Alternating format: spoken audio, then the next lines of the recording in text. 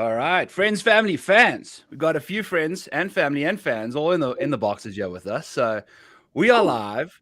We got ourselves a casual little 4 box situation, yeah, where we're going to break down our little PGA draft that the 10 of us managed to get through in one day. So Zach, thank you so much for throwing that together for us and keeping us on pace and dealing with all of us very interesting personalities in the chat. And yeah, so we've got my boy Zach. He's one of the members of our fantasy golf crew this week. So how are you doing this evening, my man? Doing excellent. Very happy to be here. Very happy to talk about this fun draft that we did that we knocked out super quick. Yes, yeah. It was one of the fastest slow drafts I think in history. So at least we'll just call it that. So yeah, and then we've got edible friendly Scott Holdridge in the left corner over here. He was, as always, providing the best entertainment in the chat and mainly the reason why we chose him. Just kidding. We love you lots. But how are you doing this afternoon, my buddy? I'm doing well, afternoon for the two of you. So I'm doing well. Just up here in the snow, up in Cali, enjoying it. And God, I miss the chat. I miss the group chat already from that draft, from that 17-hour draft. I know it was a long haul. We managed to get through it, and there was some highlights and some serious lowlights. And then we got our final guy, Brian, aka Fade My Play on Twitter. Yeah. How are you doing, my brother? I'm doing great. I'm doing fantastic. I'm excited to start, advertising for corporate sponsorship for the squad that I just absolutely dominated yesterday with, the number 10 pick. So I'm ready to get going. I mean, there's some fun rosters out there. So before we show, I've got a little, I can't get through a podcast pretty much without showing some sort of Excel. So that is still to come. Yeah. But I'll start with you, Fade. Like, what was your favorite part of the draft? Like, it doesn't have to be a pick. It doesn't anything like that you really much enjoyed. Yeah, my favorite part of the draft was I've never done a season-long fantasy draft, and it was electric because you think that you have an edge watching golf all the time, but then when you are doing a draft with a bunch of other people who watch golf all the time, the edge is lost. And picking last was, knowing that House would take my pick every round was just heartbreaking. I knew it was coming, just stumbling towards you like testicular cancer, yet still every time it somehow surprised me. I think one of my favorite things was getting, Keegan Bradley into the squad. A lot of people are going to be jealous. A lot of people are going to say, hey, you drafted him way too high, but a lot of people are going to be wrong. And I hope I'm not one of them. I love it, man. I'm a big fan of Keegan, as always, and you can never draft him too high, in my opinion. So, Zach, what was your favorite part of the draft before we dive into all the stats? I think my favorite part was the other two drafts that I did. People were really following like the OWGR or like whatever sort of big board list that they could. And it was kind of following pretty closely to that. And here, like everybody was on their own shit the whole time. Yeah. So it was really interesting, like things that I was expecting to happen based on the other drafts that I've been in did not happen. And so there were opportunities and like losses essentially where I didn't expect them to go. So it was interesting having to sort of like, go with the flow there in that sense and make sure to try and get some good value where I could. Absolutely. It was very difficult to even like guess who was going to get taken where, because like we've had a few issues with fan tracks, it's not ideal drafting environment. There's not an ADP in there. So if you weren't prepared and you just like clicking the top of the board of the, like the highest ranked guy based off a false swing points, you're like, you could land up in some trouble. So it was fun. Scott, what was your favorite part of the draft? The whole thing's fun. It's just fun talking shit, chopping it up. And like, I think I enjoy all of the other stuff. Then like, I'm already this, no matter what happens, like it's already fun for me. You know what I mean? Like there's everything after this is a bonus. Like even if I win one matchup, like, okay, cool, whatever. It's more just the kind of community and just having fun. And then also just like, yeah, It's just a blast. It's so cool. I've only done this. I'm in one other one, which was amazing because everyone was accidentally on auto draft. We're like, everyone like in Brian's in that one too, and it was so funny because we were all just on the little chat and it was just blowing up. It's like, what the fuck? Like I didn't what? And just losing their minds. So it's just a blast. It's like cool. I'd gladly give up a lot more money just to shoot the shit with all these guys anyway in a group chat. Like everything after this is a bonus. So exactly. And I mean, at the end of the day, you got a 30% chance of winning money. There's 10 of us in the draft. Someone's got to win the money, like who the hell knows what's going to happen. Emiliano Grillo could break his ankle on the first tee box, like all sorts of stuff could happen. It's going to be wild. And the little surprise that we have for you, Scott, just brace yourself because I put together a little spreadsheet of the 12 rounds, all the teams, and I compiled official World Golf ranking points total for each team. Strokes gained total, birdie percentage, and events played, just to kind of get a gist of how that team's like combined stats will play out. Your team was so full of wild cards that my database has got all sorts of random names and things in here that everything of yours is like the red wedding. It's just an absolute bloodbath. That's awesome. Like, your total strokes gained is like 3.54, which is the lowest out of everybody's, but I don't know what's going on. That's we'll just ignore yours. I was frantically trying to figure out where the disconnect was coming from or whatever, but it's okay. We're going to get through this. Your team, what was your comment in the chat? What are you basing your picks off?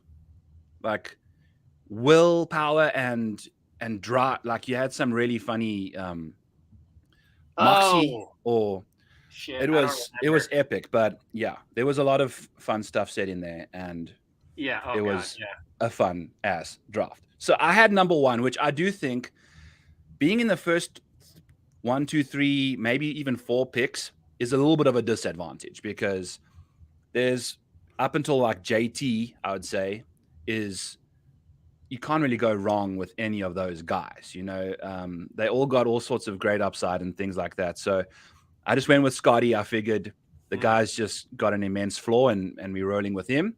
And then we had John Rahm go off with Ron, who was my nemesis towards the end of the draft. Like having your co-host that you do the Bet Spread show with be right before you go twice was just brutal. So he knew exactly towards the end who I was going to take some sleepers because I'm a big fan of those. So then we had, I think Chris got her up, but Cantley. That's a very interesting name. That's Gimme Bet's team. He took Cantley.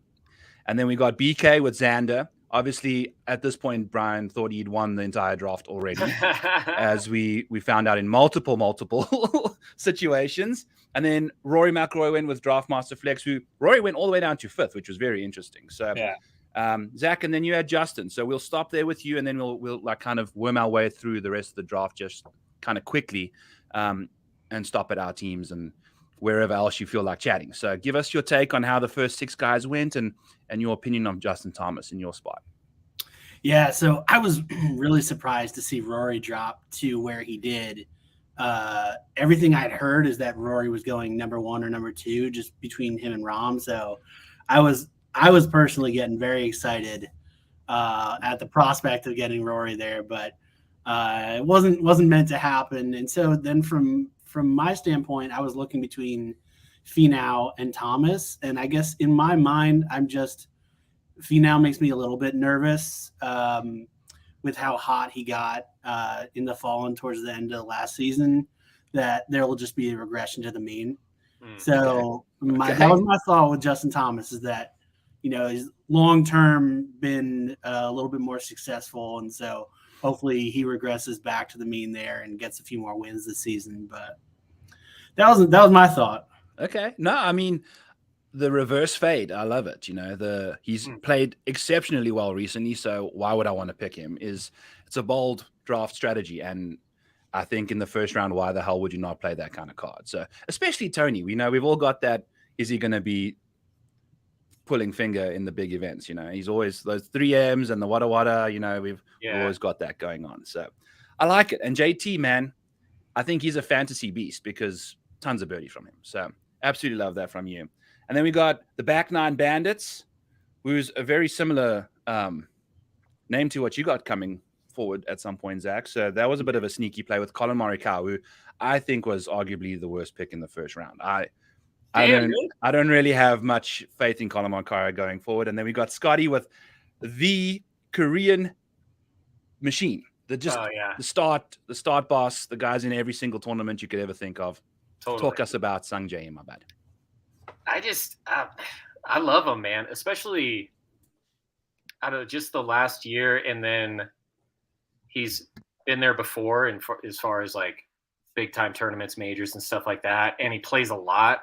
And I think he kind of flies under the radar weirdly, even though he is just. I mean, I know he's kind of a stat darling, but I remember specifically watching him at the President's Cup, and him going against like Burns and Scheffler, and seeing some shots he hit, like especially his short game. That's why I'm like pretty high on him at Augusta. I remember seeing him hit a shot where it was like, oh, you're so fucked. Like, and he hits this insane, like no room. And then Scotty Scheffler literally looked up at him. He's like, you see him mouthing nice shot. And I was like, I think Sanjay's got big things coming. Hey, I think after you've just dished out a custom Scotty Cameron putter to pretty much everyone that attended your wedding. Yeah, apparently everyone got got some good karma coming your way. Weeks. Have you noticed that? Yeah, in December is when everyone PGA. It's like, what is happening? Married? It was like I saw the Sanjay got married, and I was like, fuck. And then 20 minutes later, it's like Siwoo. I'm like, what are happening to my guys? Well, wait. Isn't it just Siwoo? I'm not.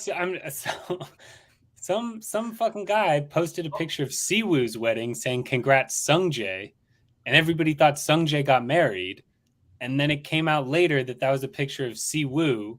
He was obviously turned; you couldn't see most of his face. Hence that. So I thought that only Siwoo had gotten married. Oh, I think they both did, and Zalatoris. Well, so I'm like, congrats to all of them. Yeah, we've got wedding gate going on here, so we'll have to investigate post show to see exactly who got married, and we'll find the court records and go through those to make sure. But at least 2 of the 3 guys that we have mentioned, I think we can officially say got married. Okay. Yeah. Can we all agree on that? It might be Siwoo. Maybe Sungjae got married to Siwoo. Who the heck knows? But anyway, moving on. I would kill to be at that wedding. That would be insane. Yeah, he did. Yes. I think when Fade said he was obviously turned, I was like, well, he was pretty turned as well. Like just, I don't know. Those Korean guys, they party hard, bro. Anyway, we digress. House Money went off next with Tony Finau. Yeah. 4 hours later, he picked Finau. That was great. Yes. We had PGA Splits and House Money anchoring down either side of this freaking snake draft. And it was the most brutal time. Swimming in our heads. Yeah. Just swimming. Horrific. And especially me and Fade, because we're right. It's like kind of bounces back. Exactly. And I was in it was so funny because I started the morning, packing for a trip. So obviously getting in a fight with my girlfriend, and then in the car driving, get here, eat dinner.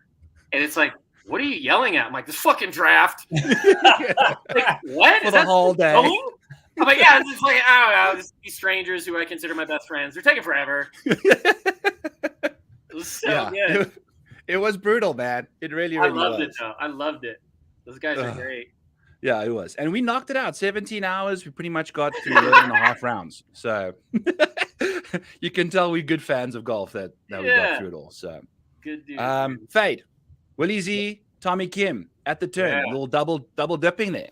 Yeah, I mean, there was like a tiny, small part of me that hoped House was going to do something crazy, like a Hovland or a Fitzy, and I genuinely thought I was going to get Finau and Zalatoris, but I really wanted Tom Kim because I also knew like there's no chance I'd ever get him if I didn't take him at number 2, so I had to. But with Willie Z, like it's one of those things where you talk to me the end of August, I'm hammering him easily at number 10, probably if I had a top, like 6 through 10 pick. I'd still take him, but the back injury scares me.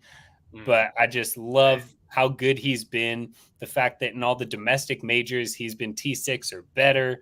I mean, serious upside, incredible. It feels like every time he steps onto a course, he's in contention to win. I just hope the back doesn't hold him up and he's back. And as he said, you know, what are they going to say about me now? He can putt. And then of course, Tom Kim, the golf darling. This is going to sound odd, but I do mean this. Like, I was after the South Koreans in this draft. Like, anyone from South Korea, I was excited about. Like, man.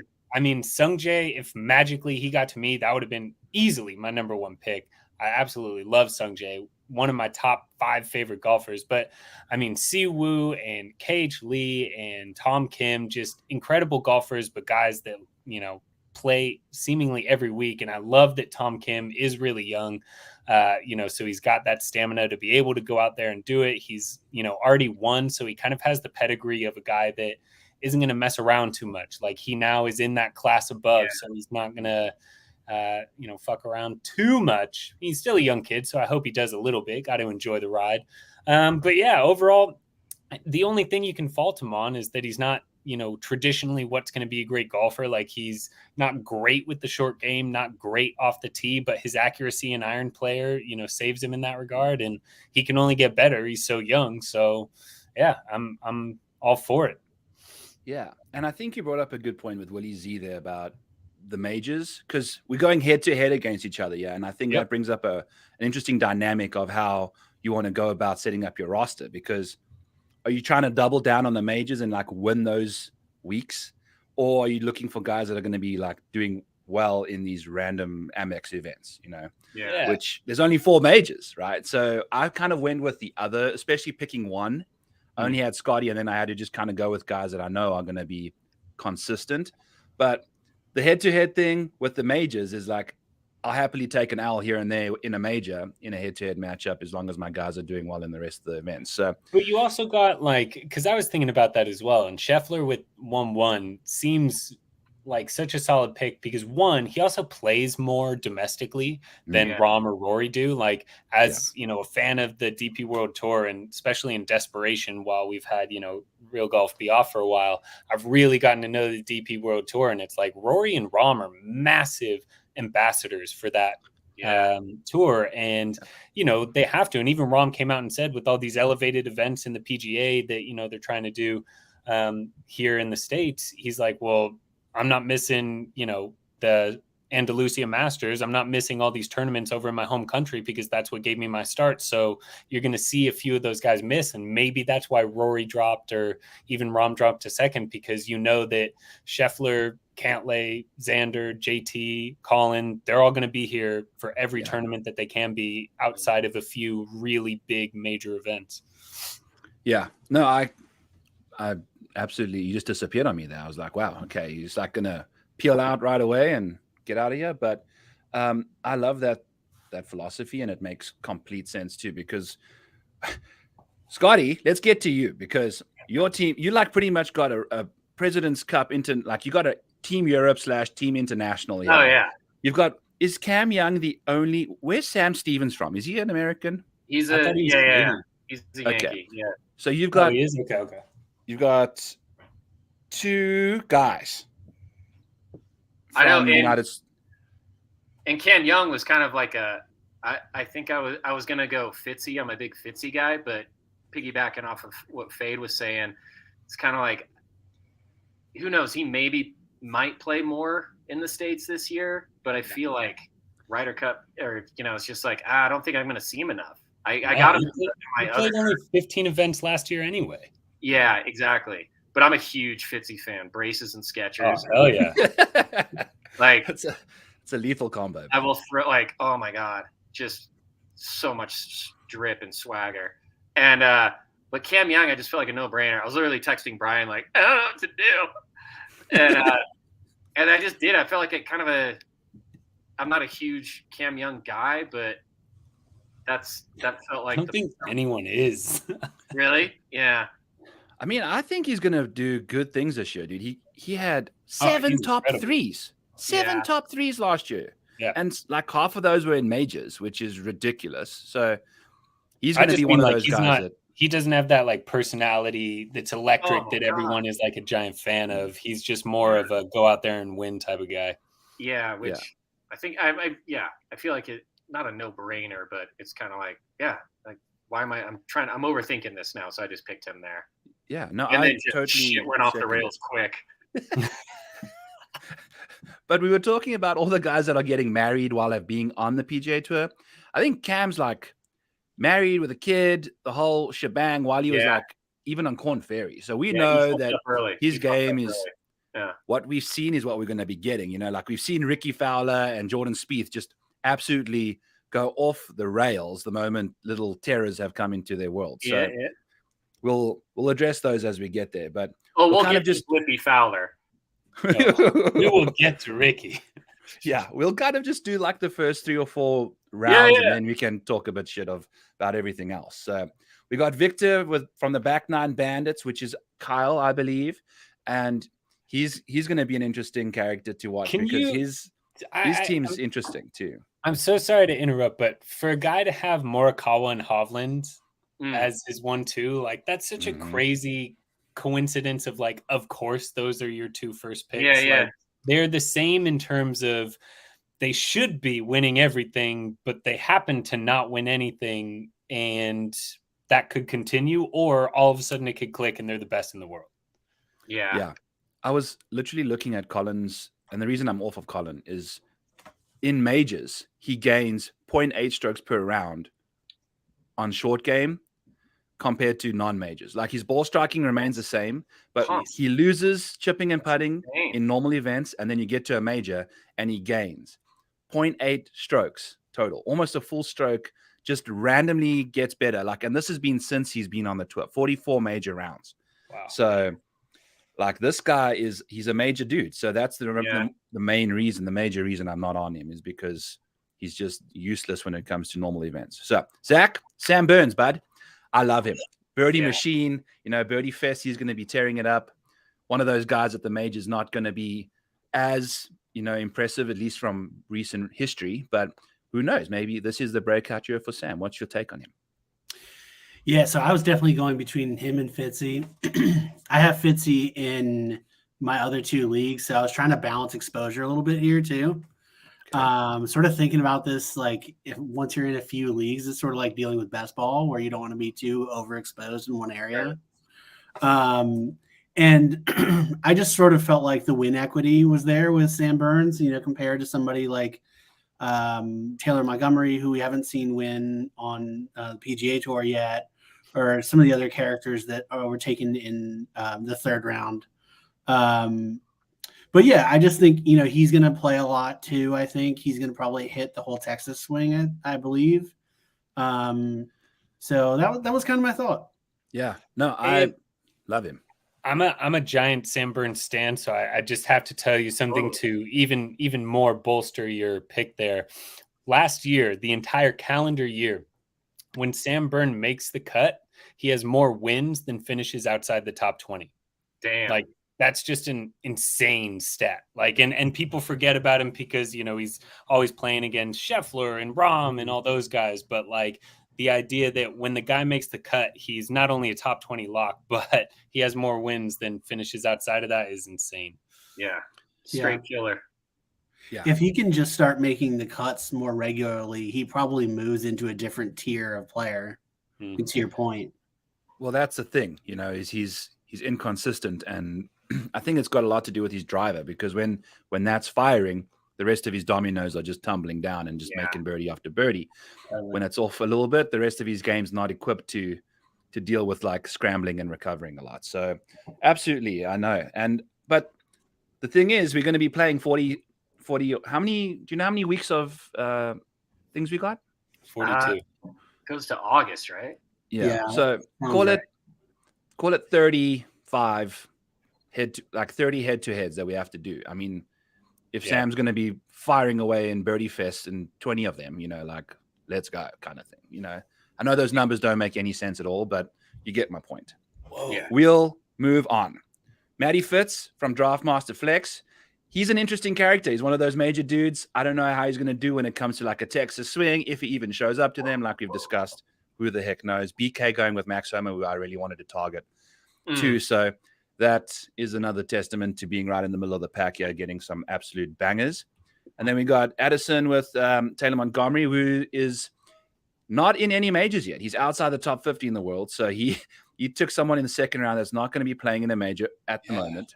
Crazy. Who the hell knows? I mean, if he wins a tournament, which he's been close to doing, we'll see. But the full swing's behind him now. So now he's going to be going up against the big dogs and see what can happen. PGA splits with Jordan Spieth. To me, also, him and Colin Morikawa are probably my two least favorite guys here in the first two rounds. Spieth particularly in the second round, yeah. But Ron knows his stuff. I'll trust him. But also I hope that's an absolute flail of a miscue on his part, because you took forever to pick him. And I kept telling him, hey, Ron, don't overthink this. I kept sending him a message. And you'd read my message, not reply, and then take half an hour to make a goddamn pick. So the mental gymnastics between him and I think he definitely walked away with a victory overall. You know, he absolutely dominated me there.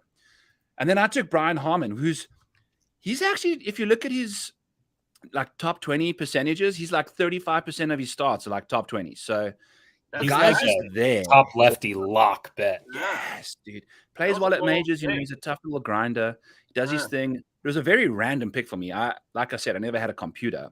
So I was like going off a data golf screenshot basically the entire time. So it is what it is. The misses jeopardized my draft chances. So if I lose, I blame it on her. And then Seamus, my favorite guy, like we said, he gets on these T20 runs. The guy can play in any condition, just gets the ball in the hole, blah, blah, blah, you know. Yeah. Wait, absolutely. Can I ask you, what was your thought process just between these two guys and these two guys alone, but Seamus over Lowry? Because, you know, like on paper, I'd say Lowry's a better golfer, and like the eye test says he's a more dangerous golfer when he's in contention, but obviously Seamus Power plays more events on tour. Like what was your reasoning? Just that? Or yeah, I would say Seamus plays more events, and also Seamus's birdie percentage is I think a little higher than than Lowry. Lowry plays well in tough tournaments. Like if you take he's like a lot of these European guys, they, apart from Rory, you know, like they tend to play on tougher courses. They definitely play a lot better versus a lot more like variety. A birdie fest. I can trust, like Seamus at the Pebble Beach, dude. You see Shane Lowry doing that kind of stuff. Don't bring up old salty wounds. Jesus. Sorry. You know what I'm saying? Like Seamus can absolutely pop when he's playing well and not, you know, melting down over the weekend. But I also have a little soft spot for the guy. I've been on him a lot. And, you know, when he gets rolling, he gets rolling. So I just went pretty much the majority of my rest of my draft was all about high floor guys that are just going to make cuts. You know, if I just get 5 out of my 6 guys making the cut every week, I'm happy with that, you know. So we'll see how it goes.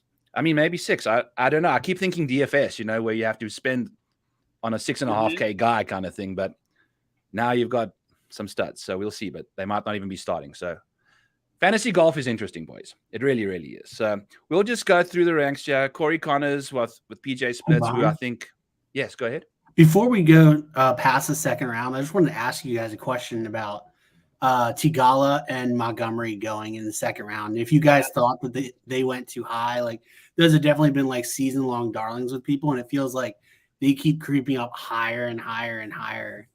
What did you guys think about Tigala going so early and Montgomery going so early? So here's Tigala, with 101 rounds. 116 rounds last year. I feel like Tigala is purely, you can see the upside, but also like a lot of the youngins, this dude is playing every fucking tournament that he can get his hands on. Yeah. Montgomery, like, just feels like recency bias because I think it's been his last, 10 tournaments, he's been T20 or better. Mm-hmm. And like in, I think 12 of those, he's been T7 or better. So there could be recency bias in that regard, but yeah, Tigala, I mean, purely has to be that, you know, he could get up there because he almost won Waste Management. He almost won whatever the Xander won, Rocket Mortgage, you know, so he can compete with the big boys, but also he plays in every event. Yeah. Right. But he's also one of those guys that if you look at Tom Kim, Cameron Young, Victor Hovland, he's not making nearly as many cuts as those guys too. I don't think, you know, although he's playing in as many, way more volatile. Yeah, he's very volatile, and it's driven me nuts trying to play him in DFS too because he's just you never know what you're going to get, but he makes so many birdies too, right? Shocking to see, like, of all people, House take him over Cam Young. Like, because again, like if I had that 2-2 pick, I would have taken Cam Young or Sam Burns easily before Theegala. But it must just be the fact that we're playing for 35 weeks and he's going to compete in almost every one. Yeah. Is there any, like, the one thing when I'm thinking about somebody like Theegala, I'm wondering to myself, like, is he really going to play as many events this season as he did last season? Or is like a year from now, are we going to be saying this exact same kind of thing about somebody else who is a tour rookie this year? You know, totally. I think that's going to open up an interesting can of worms, right? Because we're going to pick up trends like a rookie comes onto tour, tries to keep his card, plays every second event he can, versus in his second year, he's figured out his schedule a bit better. He knows what courses he likes the most. I don't know. You know, this is going to open up some floodgates for us. You have to be pretty elite to pick and choose your courses in a way that you're playing like a significantly less amount. Because if you think about, you know, the guys that are mediocre at best, like, you know, one of my favorites, just because I'm not a fan of the Live Tour, but, you know, it's a thing going on. But Pat Perez said, oh, like I was traveling for 40 weeks out of the year and all that shit. And it's like, yeah, because when you're a mediocre golfer, you need to play in as many tournaments as you can because you're not going to make a lot of cuts. If Theegala was making, you know, 90% of his cuts, then I see what you're saying a little bit more. But because he's not, he needs to play more often, and he's young. Like, he's 23 years old, 24 years old. Like, it's not like it's the wear and tear on the body the same way that it is for JT or Rory or someone like that. So if he can start to compete at a higher level and think like, oh, this next one's going to be it. Like, look at what's that great story last year about Callum Tarrant, that he played 12 events in a row just to try and keep his card. Like, the young guys can make it happen. Yeah. What do you think, Zach? What's your take on Seth and Taylor? I guess we totally ignored Taylor. So right. Yeah, I mean, I just don't know. I mean, it's hard to project like how often these guys are going to play. Like, I guess it was somebody like Theegala, like Ryan, everything you just said makes sense, but it does feel like too, like if he has one win early on in the season, he could probably not play as much. And so, you know, then your kind of projections start going out the window a bit. I don't know, with Montgomery, I just felt like, you know, especially if you're looking at, like, I was looking at Andy's ranks too. And he had Taylor like way far back, which is sort of how I felt. You know, it's some of these guys you see this in fantasy football too, like the newer guys people get super excited about. Yeah. And they get steamed up and people want to, you know, draft them early. And then you have something like, you know, Hideki, you know, with all of his different set of issues, but, you know, he's not as sexy of a pick. And I feel like, you know, he falls because of that. Yeah. But a way better play. I mean, like, again, and it's the same with the Willie Z thing, but like a neck or a back injury, it's one of those things that it could literally be you just like pinch a nerve and you'll be fine, or it could be the rest of your career is hobbled because of something like that. So it could be in that regard. But again, like Taylor Montgomery, it has to be some recency bias, because literally since I'm looking now, since the Fortinet, he hasn't finished outside the top 15. You know, it's like that kind of run. Yeah. Shriners, CJ Cup, you know, Worldwide Technology, those are kind of big boy events. Like, he's doing so well in all of those. In Houston, he finished T57, but yeah, he's been on a run. No, he has. And I think I'll promote a bit of positive side and why it might be a good pick, because he's not in the top 50. Before we get to Augusta, we could see this guy just play every goddamn tournament he can to just either try and get a win or just rack up as many points as he can to get invited, you know? So outside of just the Masters week, this guy could be an absolute smash play for you, you know, in those other normal events where he's going to be just absolutely hammer and tongs trying to do his thing. So it's all interesting, right? And we're going to look back in 6 weeks' time and be like, what an idiot or what a genius, you know? So someone's going to look smart, someone's going to look like a dumbass, and it's going to just be it's going to be so much fun just seeing how that all unfolds, right? So there's definitely going to be vibes of this, like fantasy football 10 or 15 years ago when it was like a slew of quarterbacks going in the first round. And then, then it was like a slew of running backs. Then like now, people don't draft that way anymore because it's like running backs, all get hurt or whatever, and quarterbacks don't Justin matter. Jefferson, third pick. Thank you. JJ.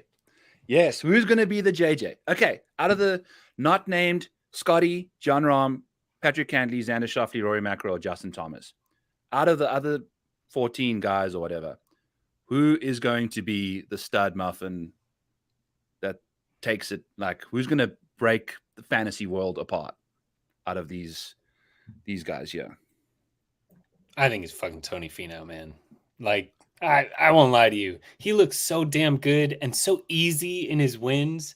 And granted, they weren't in the strongest fields, but like when you get over a hump like Tony's had, it'd be like if Victor Hovland won on American soil. You know what I mean? Like it's just such a giant weight off your shoulders. And I would say Willie Z, but again, the back freaks me out. But Tony and Sungjae, like, it wouldn't surprise me at all if both of them had 3 wins this year. Okay. Zach, who's your home run pick? I would say Willie Z. The back thing does concern me. But I don't know. I just feel like, he has pulled off so much in such a short period of time. And, getting that, win, getting over that hump, just, having that kind of pressure off of him. I don't know. I feel like all the talent is there. I feel like as long as he stays healthy, he should play a good bit. And I would say of almost everybody in the top 14 picks, or that what did you say, 7 to 14? I feel like he has the highest, I don't know how to put it, but like unknown upside. Like we don't know how high he could go, Sure. He sort of reminds me of like where we were with Scheffler a little bit Okay. this time last year. I'm going to make a professional transition and go to the edible friendly guest on our show and say, Scott Holdridge, how high can Willie Z go this season? Willie Z, man, he's a tough read. I can't read the kid. I don't know if he's just young or what, but and then the back injury is weird, and then also I don't know. I've seen clips of him like at the Titleist Center, just all like geared up and shit, like all these stats and stuff and that or data. I'm like, oh god, dude, just go play golf. Like, don't put other stuff in your head. Like any of that stuff kind of worries me. Like once someone finally gets their win or their major or gets to number 1 in the world, like their reaction to it, I always think is really important. Like, do they just keep on being themselves, or do they, change swing coaches or change, like a new deal with, a different brand of irons and some stuff. And it's always interesting to see how these guys react after like their first kind of success. That's why I thought Tom Kim was like, oh, this kid's the real deal.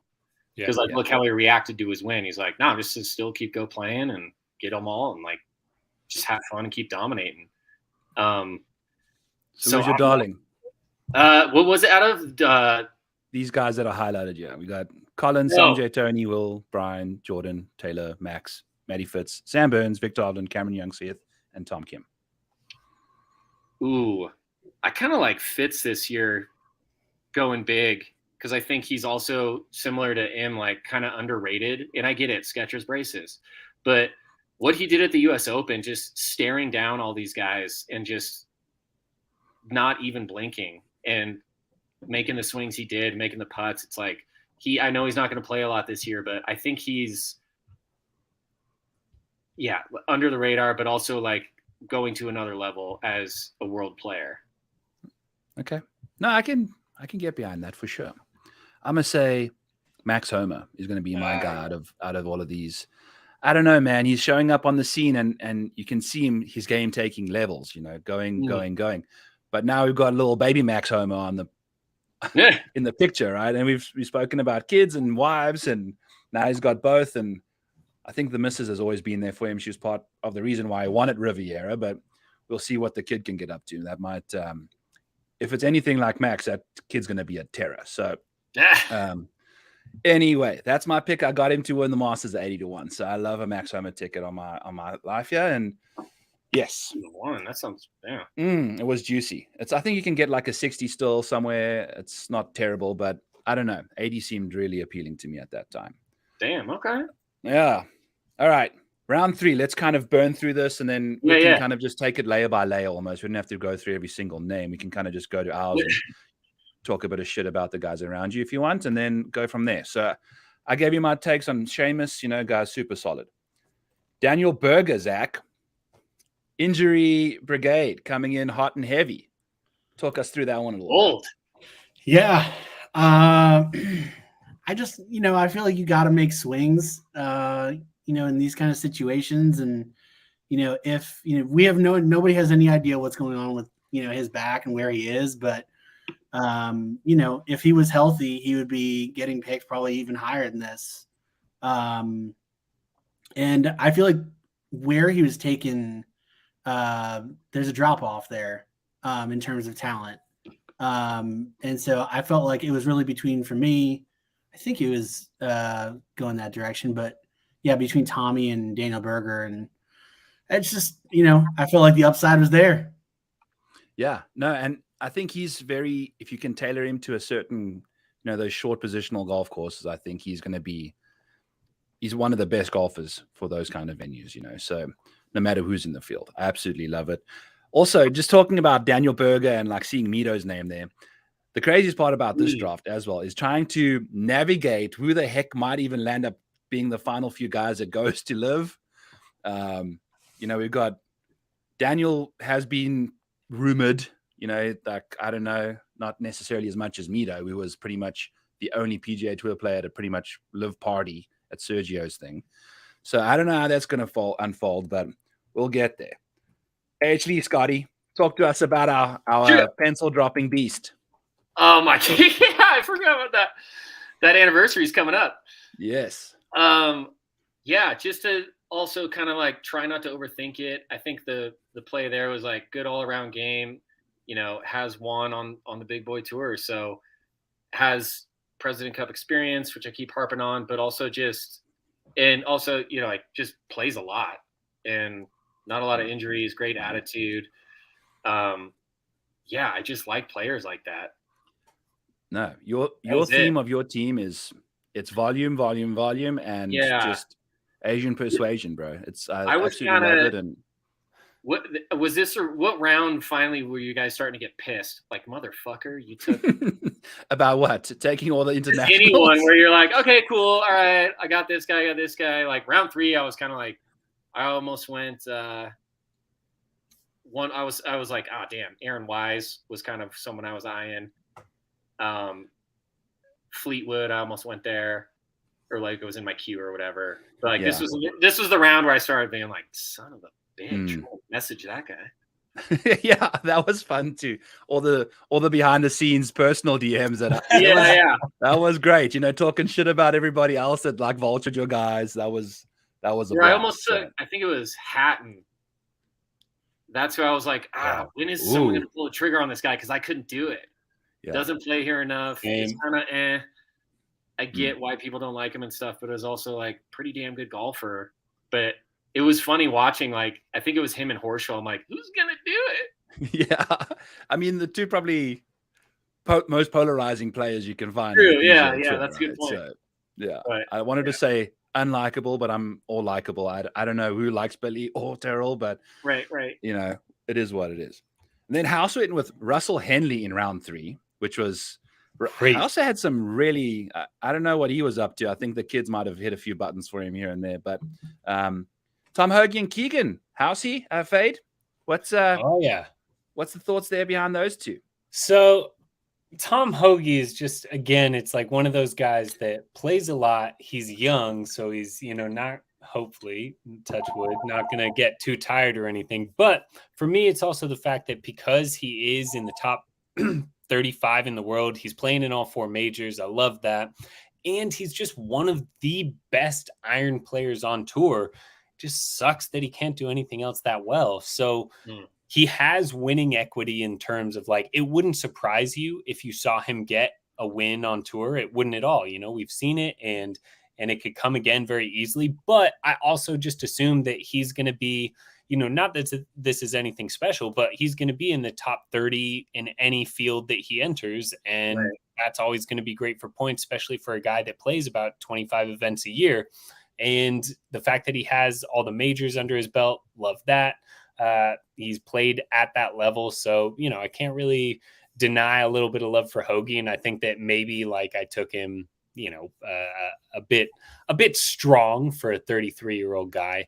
But also I just think that if I'm going to take a swing on a guy, I'd rather take a swing on a guy that has a pretty high floor. And then Keegan, fucking hell. I mean, there's basically the same people, Yeah. Keegan is a whole beast of another situation. The thing I do like about Keegan, though, is that I genuinely feel like he plays with a chip on his shoulder. And I'm such a big fan of guys that play with chips on their shoulders because it means that they always have a reason to try harder than the average person. He's playing in the majors, so that's good. He has, he had an okay finish last year. I think he finished T10, in the top 10 at the US Open last year. Nothing too crazy. Won the Zozo, obviously. But he can show up in big tournaments, which is another Keegan-esque thing that I love. I think he was top 5 in the Players last year. Granted, that was an absolute fucking travesty of a tournament because of the weather. But he's a guy that can do it. Like Hoagie, it wouldn't surprise you if he had a win. And it was just really hard for me because the worst part about being the last pick or the first pick of any round is that it's going to be so long before it comes back to you. So I was really toying with Keegan Bradley or Davis Riley, because Davis Riley has, again, a high-ish floor, but will play every single event. I mean, this guy's going to play them all. Same with Cam Davis. He has all the tools to win tournaments. He just doesn't because for some reason he sucks. But I knew I would never get those guys coming back to me. So I went with Keegan solely because of the win equity and whatever. Shout out Boston. Hey, and we've seen what his putter's been doing, man. Since that travesty of a weekend was the moment that his putting kind of went from being absolute dog shit to just shit and good. Yeah, and he's almost won a couple of tournaments as well. Not just the Players, but the Wells Fargo, he was right there. He finished T2. At the US Open, he was T7. The Travelers, T19.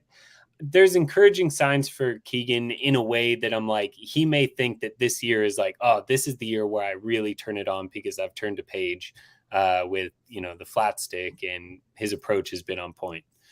Yeah, and I think. Getting to you, Scotty, like you said a lot about President's Cuppers and stuff. And then we got the Ryder Cup coming up this year, which I think a lot of guys are. Yeah. I think you have to just gain points, right? There's a certain way you get into the team, and it's by doing a points thing. And just the more you play, the more points you can earn. So that's going to be interesting. Guys that are on the bubble of the Ryder Cup can definitely find themselves ramping up their schedule this year. So KH Lee was your guy in the third round. Then you went to Siwoo Kim. Siwoo, why not? Just keep it going. Yes. Stick to the bit. And I think he's someone. It's so funny because he came out hot so young, and it's just he feels like he's been around forever, but he's not. He's still a fucking kid basically. And I kind of think he's still that President Cup little fire under his ass, and I think he feels like he's probably got something else to prove when he was very, very touted for a long time after a lot of early successes. And I kind of like guys like that, especially in a draft where it's I know they're going to play a lot. Yeah, they might not be a stat darling, but they're going to be around every week. They might just be cup makers basically at this point. So I went with Siwoo. I love it. And again, would it surprise you to hear Siwoo Kim wins? Totally. Name a tournament. Exactly. Literally anything, a major, it doesn't matter. Yeah, exactly. Yeah, that's great. Great points. I love it. I love your team. I don't know, the model obviously it's broke. You broke the model. I love that. Thanks for doing that. I want to get a printed version of that. And just the events at 28 just doesn't make any sense to me, but it is what it is. We'll keep on moving down. So yeah. We got Tommy, we got Billy. So we got Billy Horschel by Back Nine Bandits, and then Zach went with Cam Davis, who Faye just said that cannot win a goddamn event, and I do agree. I mean, the guy's just allergic to being in contention. The moment he gets anywhere near there, ever since Scotty daggered him in the playoff, it hasn't been the same. So, what's going on, Zach? Talk to us. Give us some hope about Cam Davis. I guess I was talking about Davis Riley there for a while, but my bad. So, yeah, I feel like in all the drafts I've been doing, I've been trying to target Mav McNeely and Cam Davis in this range. And the main reason is basically like their experience catching up to their sort of game. I feel like the age that they're at and sort of the strides, especially I feel like Cam Davis has made over the past couple of seasons. I just feel like there's a breakout opportunity there for either of them. And I would have been willing to take Matt McNeely there too, but again, just trying to balance exposure. I also would probably put Mito in that same category. It's just the live thing kind of messes things up. And so that's why I didn't take Mito there. And I already had Mav in another league. And I just think there's a good chance that one of them has a nice year where they make a big step. Yeah, and like we're picking in the 4th round now, so winning a tournament, it's not the be all and end all. If you're going to be T20ing loads of events with this guy, he's got the game to do it. I mean, holy cow, I love it. I do think it's a much better pick than Mito, who's going to be Draft Master Flex. Joel, he does that draft cast show with Win Daily, and every now and then, I watch it religiously, and I'm on there every now and then with Scott, but Joel went through this patch where he picked out of the 6 guys for the DFS slate, he picked the one dude that WD that nobody saw coming. Oh, yeah. Every single week. Yeah. So he's got this like addiction to like living on the edge with these guys. Yeah. And Mito is the definition of that. That guy is like, he's got live spelled throughout that name. So good luck there, Joel. I think that's going to be a fun one. And then Thomas Dietrich, Brian, once again, thought he'd won the draft again. And I do think Thomas Dietrich is pretty much just like all of these guys in this range. Very good golfers. When they get to the top of the leaderboard, kind of just get themselves out of contention as soon as they're in it. So Alex Nara and Taylor Pendrith, and I went with Grillo. He plays a lot of golf, and his game seems like it's on the up. Also, just a very much a homer play. Andrew Putnam played like 30 events last year, which was ridiculous. So, and he's just super solid. I think he makes a bunch of cuts, and then I'm going to absolutely rely on him when it comes to shorter, smaller golf courses where he can win one. He was very close at the RSM and then absolutely just shut it down his leg. But we are used to those kind of performances from people that we have on our cards on this podcast. So Adam Scott by PGA Splits. That was fun. That was a fun little pick from him there. So he's got Corey and Adam and Jordan. I don't know if I like Ron's team at all. It's the most hated team of all time. Jason Day as well. Oh my God. That is, it's kind of like a 2011 type roster, yeah. Oh, and Justin Rose. Justin Rose. We got Jason Day, Scott Stallings. This is like the over 40s club. 2014 Elite. Yeah. So those are fun picks. And then Mav McNeely, I had my eye on him. I just couldn't, the ball striking side of things for me is a bit of a problem. He needs to clean that up, but makes a ton of birdies. Patrick Rogers, BK, once again, all-time pick there. And then Draft Master Flex went with Terrell, like risky again. So then you went with Harris English there, Zach. I love it. I think, perfect time to pounce on him. The hip seems to be out of the way now. Played some nice golf in the fall swing. So talk us through it quickly. Yeah, I mean, Daniel Berger and Harris English are sort of in the same category to me, but Harris English is just further ahead where we know more. I guess in my mind there, it's just like, if he was inconsistent over the fall swing, but he did play well at times, and you saw that, his game is there. But, if he is healthy and, can do what he was doing, 18 months ago, he wouldn't be there in the 5th round. So just made sense to take a swing there. This is a prior Ryder Cupper, the last series of Ryder Cups he was in, right? So, I mean, the guy's got pedigree. That's no doubt about it. And I love the upside coming off the injury, which is you're not going into an injury, you're coming like on the other side of it, which I absolutely love. Back nine bandits with Keith Mitchell, aka Kyle, and then Scotty with Benny on, continuing the run of Asian players and absolute firecracker polarizing players. Yeah, Scotty, talk us through. Yeah, I went with him and my Marty D pick. We're kind of the same idea of guys that have had a cup of coffee on tour, lost their card, and are coming back. And they're still like, I think Marty's like 25. And I kind of like taking those picks or taking like, using that player a lot that year because it's sort of, they realized what was wrong and like, hey, I wasn't good enough. And now I'm down at the bottom and they get their second chance. I think it's sort of, they're going to play a lot. They're going to take a lot of shots and hopefully make a lot of cuts. So other than that, that was kind of it for the justifying that pick. I love it. And I think he suits the 75% of golf courses that are out there. I think he's going to struggle on the tough ones, but when it comes to like Birdie Fest and stuff, I think he's going to eat them up. Exactly. Love it. Such a and then I've got Joel Damon as probably outside of Grillo, if you take these two rows here, as my guy that's going to be the surprise package this year. That guy's game is moving in the right direction, and I love that Joel Damon pick by House.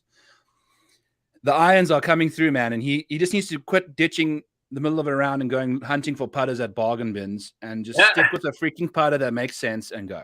So, Fade, Denny and Hadwin. Love Hadwin, man. Love Hadwin. I mean, like, I feel like I'm crazy because I couldn't believe that I got Denny McCarthy in the 5th round solely because it's a guy that, he doesn't play in as many tournaments anymore, but it's because he's so specific in his game and only plays in tournaments where he knows he's going to T20 and, better and put himself in a position where his putter can do the winning for him.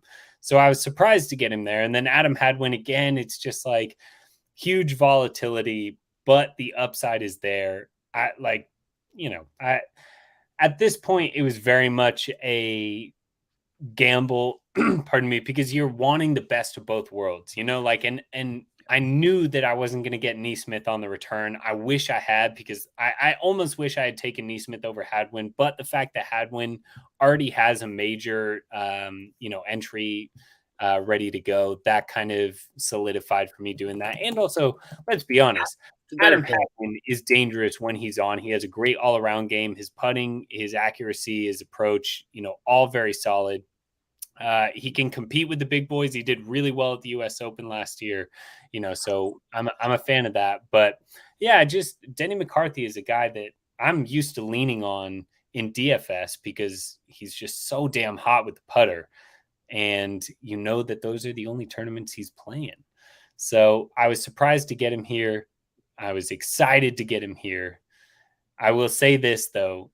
The person that I'm like truly gutted that I have not been able to snag is going to be Matthew Neesmith, because I genuinely think he's going to just go off this year. I think he's one of those sleepers that is going to be huge. Him and Sebastian Munoz, I think, are on the uptick. Munoz coming back. I don't know. It's hard at this point because you got so many golfers that are in that tier of like, yeah, they could be really good or they could be really shit, and who knows. But I felt this was the hardest round because after this, it was like, I took JT Poston and but yeah, this round was the hardest for me because there's so much upside with a few of these guys, but really low floors. I mean, Adam Hadwin misses a grip of cuts, and so who knows? Yeah, he's streaky. He's really streaky. And I know that we're approaching an hour on the show, so I know that you had some obligations and things, but give us your parting words if you're wanting to head out and tell us, kind of round out your roster or whatever you feel like saying. Go ahead. So I'm a big Niners fan, and so Mr. Irrelevant has been on my mind for a long time. I think Mr. Irrelevant in our draft, Austin Cook, is actually a much, much better pick than the name suggests. I would say the biggest miss for me, the one that I'm saddest about, is not being able to grab Trey Mullinax. I thought I'd be able to get him in the 9th round. I did not. Draftmaster Flex snuck that out. And I'm really excited to be in this tournament because fantasy football is great, but it ain't the entire year. 35 events. I'm excited to hash it up with you boys, and it's going to be a really good time.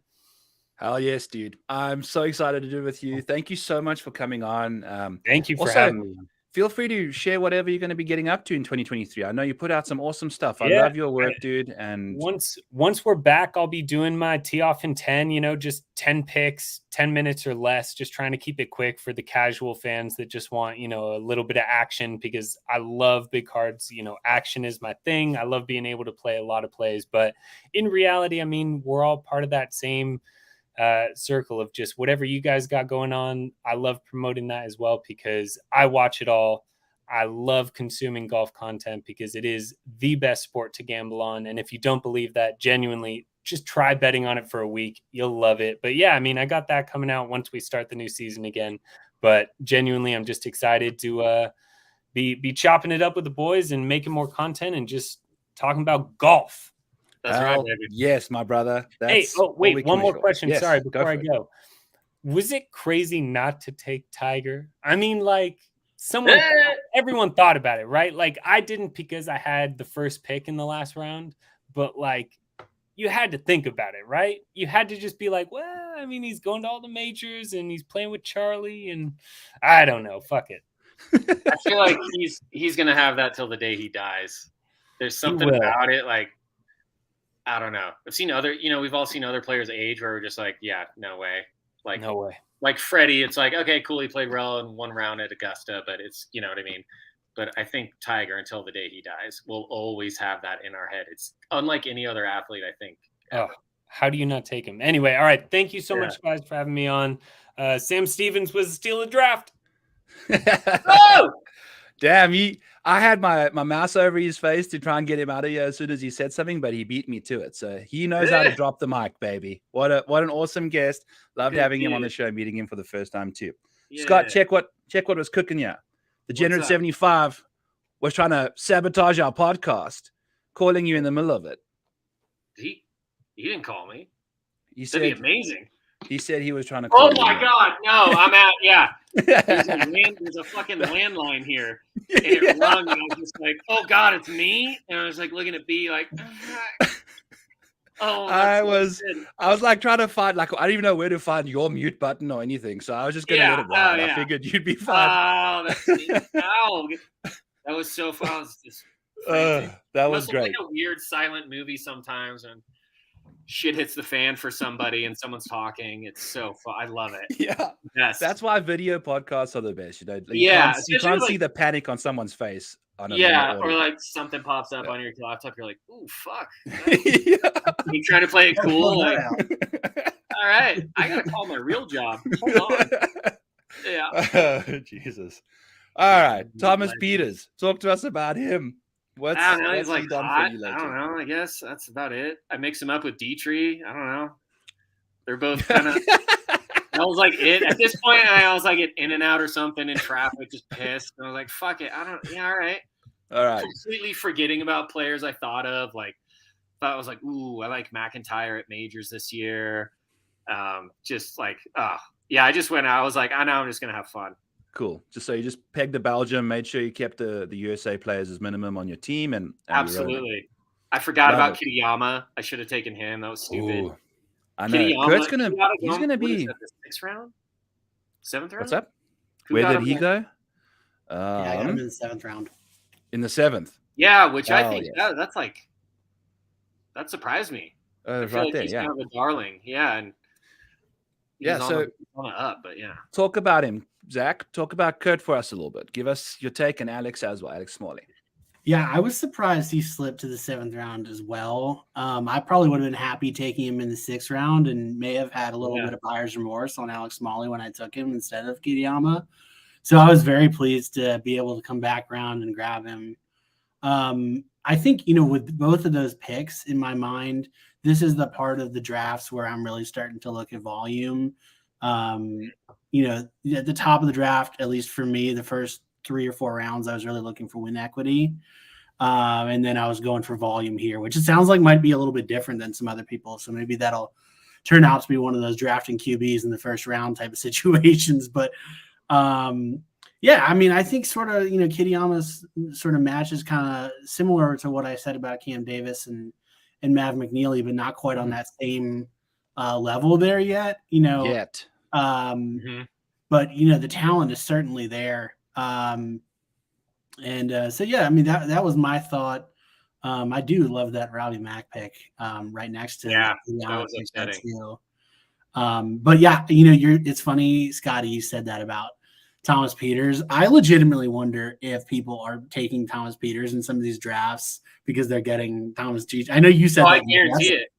But I had Petrie because I'm like, he burned a lot of people last year at majors, I feel like. So he's kind of got a bounce back year, Ryder Cup year. And I was like, I had Dietrich. I was like, oh damn, he went in I think the 4th, which is Brian won the draft at that moment. And but then Peters, it was just kind of like Wyndham Clark was one of my picks, and I think he went right before me. So I was, obviously upset, and then just clicked him in a fit of rage. Hey, so yeah, using the data. It's okay, and I once put in Matthias Schwab instead of Matthias Schmidt. Oh yeah, that's a classic lineup, and they both made the cut, and it turned out just fine. It was kind of a happy accident, and Bob Ross was staring at me with love in his eyes from above. So it was really, really good there. I did have my eye on Mackenzie Hughes coming in hot and heavy, and then he got absolutely savagely vultured by Gimme. I think he's going to have a big year.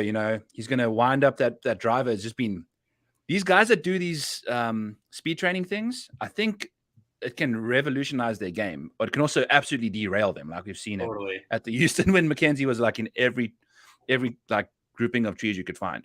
Right. But I took some consistency. I went with Bezzy, my boy. That was the first Safa, right? First Safa at the end of round 6 was quite something, and a lot of us thought it was going to be Burmy, but I couldn't help. Couldn't help going with Bezzy. Plays a lot.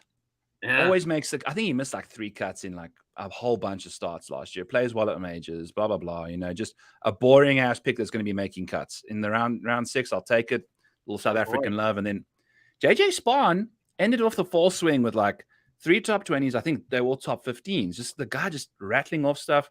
He's now over being misdiagnosed with the wrong diabetes. The doctors diagnosed him incorrectly. Right. Yeah, he's been playing on tour the last while with a misdiagnosed diabetes situation. I love how you went to like health picks. Bezzy, who like apparently drank rat poison and remember, I was like, Byron, I was blowing you up all week, just like, all right, just 2 different stories, like what is happening here? And then you followed that up with a misdiagnosed diabetes. I'm wondering what's wrong with Burmeister. We'll get there. So, okay. No, I doubt there's anything wrong with him. Jason Day, on the other hand, oh geez, misdiagnosed everything in his vertebra, but right. We'll keep on scooting by. Svensson, Gimme loves a big Svensson fan. Grayson Sig, all good names. Like every name on this board you can make an argument for them, right? It's just like that's the thing about fantasies. Like who the hell knows anything? All right. This is one though. I gotta comment on. Yeah. I feel like, sorry, Brian. I feel like Sig went too high. Like I feel like Grayson Sig could have gone. Oh, same. I thought it was later. Yeah. Well, that's one of those name plays, right? I guess so. I would have taken Taylor Moore and Lee Hodges over him, and maybe SH Kim. I don't know. Yeah. And I think he's he had that good run in the fall where they were playing those shorter tracks, which I think is his thing. We'll see. I don't know, so hopefully Brian lost the draft with that pick. It's going to be tight in August. We'll see. Yeah. Draftmaster Flex went with pretty much Ron's strategy here in round 7 and 8 with Webb Simpson and Kevin Kisner. Both very interesting picks. And then Zach's, we've already discussed Kurt. We'll get to Aaron. We'll get back to him, and do Ben and Aaron at the same time. Scotty went with Sebastian Munoz and Party Marty Doe. Oh yeah, that's That's going to cause some people are going to be asking for like, hey, you interested in a trade? Guess what? No. Munoz all year. Marty Dew. Oh, he has like some of the best. If you just like click his name and do the images, they're so good. Like, yes, fellow shitty eyesighted man like myself. Like, he has like, I think I put it in the chat, like one photo of him like fist pumping, which is unbelievable. The guy's a fucking long. He is long off the tee and can putt. Similar to kind of like Montgomery, where it's like, okay, they're long and they can get hot with the putter, but the rest of the game is kind of But similar to, he had his cup of coffee early, lost his card, now he's coming back. And I think I love that narrative of someone in their 20s who's pretty touted or, hot in college or on the mini tour, and then loses their card, gets punched in the face, and then comes back. It's kind of like, oh shit, they're going to throw down. So that's what I'm hoping for Marty Dew. Yeah, and he's got that awesome bucket hat. He's the Asian Illuminati, and just the guys out there just doing his thing. he's an absolute beast, man. The sporty prescriptions, right? Oh my god, like he's got like 1992, like those clunky centers would wear. Yeah, like some dude from Serbia, and it's like, what the fuck are those? Marty Dew in 2020 fucking 2. Hey, hide your ladies. Hide them everywhere, dude, but not in the bushes, because sometimes that's where he is. What the? Brandon Wu with House Money, Brandon Todd, and then Fade with Hayden and JT Poston. Love the Hayden Buckley guy. Yeah, that pissed me off. I think Wyndham and Hayden, kind of similar games. I was like, God damn it, they're gonna play every week, and and he's just, those ball strikers are always in contention. They make the cuts. The good putters, they come and go. They have good weeks and bad weeks, whereas Buckley is just going to be there the whole time. I really wanted to take Brendan Todd at some point, but oh my god, didn't know when. So hot. Buckley was also has been going really high in other leagues because Rick has been talking him up so much. I was surprised. That was one example of like, I almost didn't know what to do with him being there. And I don't know, I must have freaked out at one point by not picking him, because I probably should have. But I was surprised to see Hayden Buckley fall that far. Yeah. He was definitely a casualty of no ADP, because if you look at all the names above him, you can make an argument they're much better than him too, but is he going to just absolutely crush it on the up? Is he moving? What's going on? Who the hell knows, right? Yeah. So it's really interesting, and I don't know anything about these guys now that we're in the 7th and 8th and millionth round, because it's just absolute chaos. Who the heck knows?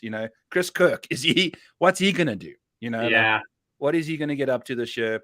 Aaron Rye, I love him at the difficult places. I don't know if I'm a big fan of him, everywhere else, but we're in the 8th round now, so you gotta whatever, right? Yeah, I mean, it just feels like, compare him to the guy next to him, Kevin Kisner. You know exactly what you're getting with Kevin Kisner. I'd be happy with taking Kisner, but there's some upside available with Aaron Rye where, you just don't necessarily have that with Kisner. You could have a stronger year than 1 year over the next, I suppose. He does have some win equity, but with Aaron Rye, you don't know. I mean, he could, he has a lot of talent there. So that was my thought process. But I feel like you're right. Like in this round, I did love your Burmeister pick. I DM'd you during that. And I was holding off from taking him because I didn't want to be fully like, at all 3 of my season longs be 100% exposed to Burmeister. But yeah. I'm lucky you actually were exposed, because you probably would have. Where did he go in the previous 2 drafts that you did? I took him too high in the first draft. I think I took him in the 5th round in an 8-team draft. Yeah. But that was the one where William McGirt went in the 6th round. Okay. There's just oh, yeah, you mentioned that. Yeah. I was like, no way. Yeah. I mean, these rounds are crazy. I mean, if you just like stack and look at how each round went and ask somebody to, say which of these rounds went before the other and, put them in actual order, I'm not sure anybody actually could. No.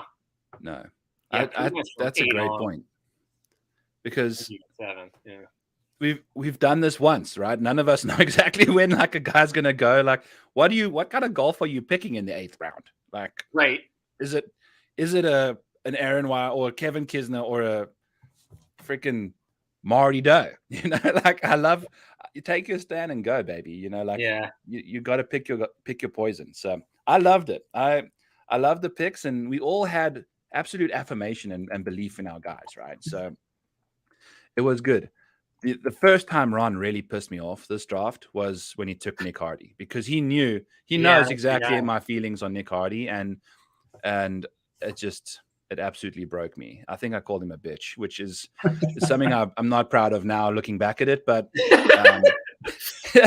I was heated. Okay, I could have been a lot worse. Yeah. So they ended up taking Dean Burmester and Sam Ryder, who I think are two way more upsidey kind of guys late in this round. I think Burmy could easily outperform Bezzy this year, quite easily. I think his game is way more explosive than Bezzy's, and Sam Ryder as well. The guy makes 1 million birdies and hold out eagles from pretty much everywhere. So I do like those two plays. These are probably my two favorite plays in the bottom here, but we're going to keep on scooting by. Do we want to just kind of round out our rosters and then talk about a crap, or are we cool kind of scooting through? I don't know how we all feeling time-wise. It's no, let's do some of those questions, and I have a couple questions too. Yeah. Yes, let's go. Okay, so I'll finish up my roster. We had Russell Knox, Patton Kazai, and Austin Cook. Russell Knox falling all the way to pretty much the beginning of round 11. I could have taken him in round 11 if I wanted to. That was really bizarre because he was one of the top guys that, kept staying there. And his irons seemed to have fired right back up in the fall, and that's what he does best. So we'll see what he can get up to. Austin Cook. I love this guy. I think his game's moving in the right direction, and Mr. Irrelevant is going to be a problem for a lot of fantasy teams this year. One of those cut makers that I was getting in like the 7-6K range for the majority of the fall swing. And then Patton Kazai's game seems like it's back. So not thrilled about any of these guys, but how can anyone be thrilled about anybody down here? Right. It's like you got to just love those little redheaded stepchildren down here in the 9th round and on. So it is what it is. All right. Who's up next here? We got Zach. We got Ben Griffin, Ricky Fowler, Troy Merritt, and Kevin Steelman. Love Ricky. I think Ricky's going to have a good year. Don't do this. I think he is. So I think, Ben Griffin sort of falls for me in that same category as a few of the guys that I've mentioned here with, I feel like, if you equate this to fantasy football and you think of the late round picks that you make, like, do you take a possession receiver or do you take a guy that's totally boom bust? Like, I was joking about like Kenny Britt back in the day was like the ultimate like boom or bust, late round wide receiver. And so what I did with the Aaron Rye and Kitayama and Ben Griffin picks was try and get some of that upside coupled with the volume. And then in the last 3 rounds, I sort of a little bit did the opposite. Ricky, I would say, is half-half. Certainly you don't know exactly what we're getting there, but the talent is there. It seems like he's trending up. And it was, I don't know, to me, worth the risk. And then Troy Merritt and Kevin Streelman to me are those like the analog to the possession, wide receivers where, they will make more cuts than you think, probably play a little bit more than you think, but do absolutely nothing sexy. I like That's that. what you do in the double digits, baby. Yeah. you take what you can get. Like, man, you had a plan, and I like it. I love it. I loved your roster, Zach. I really did. So yeah, we can get into that towards the end. We've got some favorite teams that we'll have to get through. Scotty, go for it. Wrap us up with your team. This was all just left. Like I had nothing in my queue. I think I'm surprised I didn't get Molinari on my team at this point. Like there was a lot of that. I don't know. Matt Wallace, I saw hit a driver once and it was cool. Caddy's kind of a dick. Schwab, why not?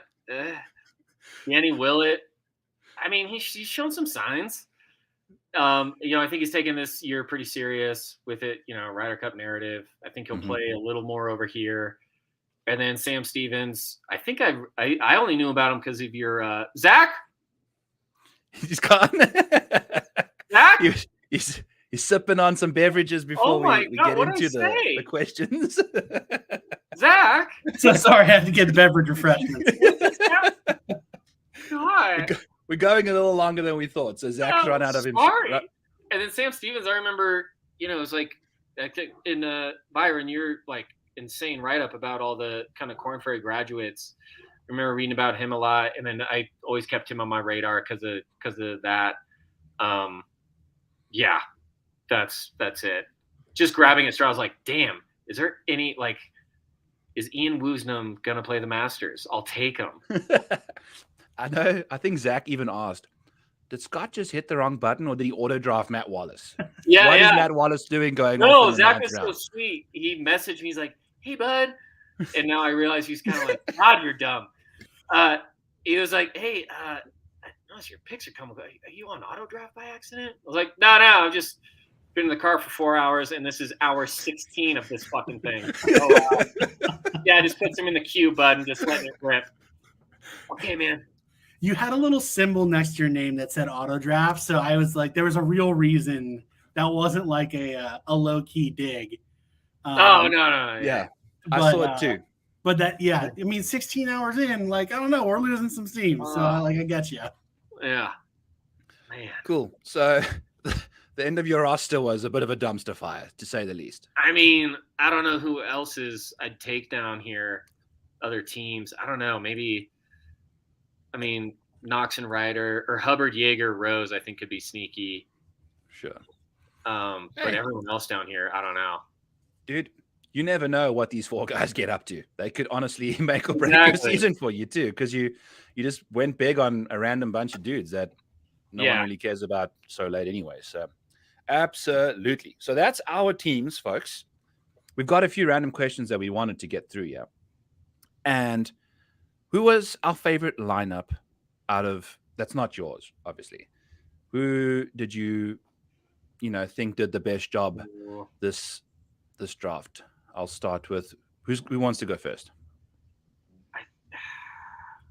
Man, the full lineup, it's so hard because I look at somebody like Kirshner's team. I generally like his team. I'm confused why he took Sig so early, but I don't have a problem with Sig. But the one question that I would have about kind of any of these teams who took guys who don't have full tour status is confusing to me. So if I'm not mistaken, Smotherman does not have full status this season. I don't think he could. Yeah, that doesn't sound right? Yeah. I don't necessarily know that, but I know Chris Gotterup for sure does not have full status. But also you take him in the 9th, whatever. Maybe he does well in a few random PGA events, and I think he's a big sponsors invite kind of guy. So we'll see what happens. But again, that 9th round was a horrible way to feel about your career. You're like, I'm more of a sponsors invite. At the bar, you're a pro golfer. What's your name? Are you on tour regularly, or a bit of a sponsors invite guy? Hey, the sponsors love me, baby. I mean, that's sponsored by qualifying events. Yeah. Or a media championship kind of guy. Thanks. Oh shit, Scotty, who was your favorite lineup? It's kind of I almost think you got to go first 6, second 6 kind of thing. Man, maybe back 9 Bandits though, because I love a lot of these the first 2 picks. Rory Fitz is pretty lethal. Xander Homa, Zal and Kim. I feel like those kind of take the early lead, and then the mid sections, it's sort of literally anybody. I was upset when I didn't get Pendrith or Norin, so then I was pretty much just blacked out, just rage. Rage the king. Calling houses work. And I love that. Yeah. And then, but I think it's just going to be so fun because there will be sections of everyone's roster, which will crush for no reason on the West Coast. And then the Florida swing, I'll be like, what is happening? That's what's so cool about the long year. Mm-hmm. The full season. It's just oh, I'm so excited. It's going to be so fun. Yeah, and the waiver wire situation is going to be really interesting because who the Yeah. hell is even available to pick up, and why will we be picking them up anyway, too, Right. So Yeah. dumpster diving is going to be a weekly thing, I think, which I think makes it quite interesting for sure. Sure. I don't know. Which one is your favorite team, do you think?